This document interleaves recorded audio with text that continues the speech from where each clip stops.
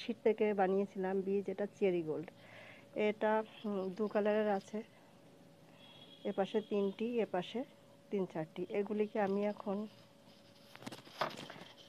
টব collect করে নিয়েছি, সুন্দর করে বসিয়ে দেবো। শীতের শুরু হয়ে গেছে, মোটামুটি শীত একটু শুরু হলেই গাছগুলি সুন্দর গ্রো করবে, যে জন্য খুব দেরি করে গাছগুলি চারা তৈরি হয়েছে।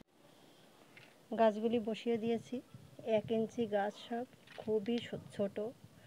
এখন টেনশন হচ্ছে, গাছগুলি সেট হতে অন্তত 2-3 দিন লাগবে। তো এই টাইমে আমি আর গাছে কোনো জল কিংবা রোদ কিছুই দেখাবো না। 3 দিন পরে গিয়ে আমি গাছগুলি আস্তে আস্তে সেমি শেডে দিয়ে দেবো। এই সাইডে তো আমি বীজগুলি বসিয়ে দিয়েছি, দেখা যাক কতটা। বন্ধুরা, গাছগুলি বেশ সুন্দর সেট হয়ে গেছে। সকালে এসে আমি ভিডিওটি করছি, খুব সুন্দর দাঁড়িয়ে গেছে গাছগুলি, প্রত্যেকটি গাছ। এখন আমি 2-3 দিন এদের জল দেবো না, 3 দিন পরে আমি এদের হালকা জল ছিটিয়ে দেবো।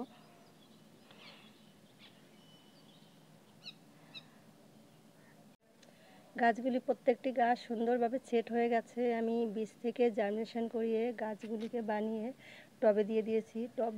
যদিও টবগুলি বড় গাছ হিসাবে বড় হয়ে গেছে, তবুও মোটামুটি এই গাছেই সেট হয়ে যাবে। আমি আর গাছতে অন্য টবে শিফট করলাম না, বারবার শিফট করলে গাছগুলি একটু যেহেতু বীজ নিজের হাতে বানানো, তো একটু যদি শখ খেত, সেজন্য আমি একেবারে বড় টবেই বসিয়ে দিয়েছি।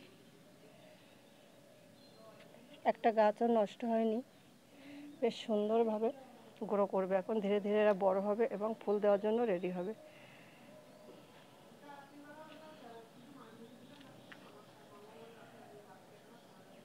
গোলাপ ফুলের সিজন শুরু হয়ে গেছে, প্রচুর ফুল দিচ্ছে গাছে এখন। এগুলো আমি 1 মাস আগে বসিয়েছিলাম, এগুলো সিডলিং থেকে বানিয়েছি, গ্ল্যাডেরিয়া। এগুলো সারা বছর হতে থাকে।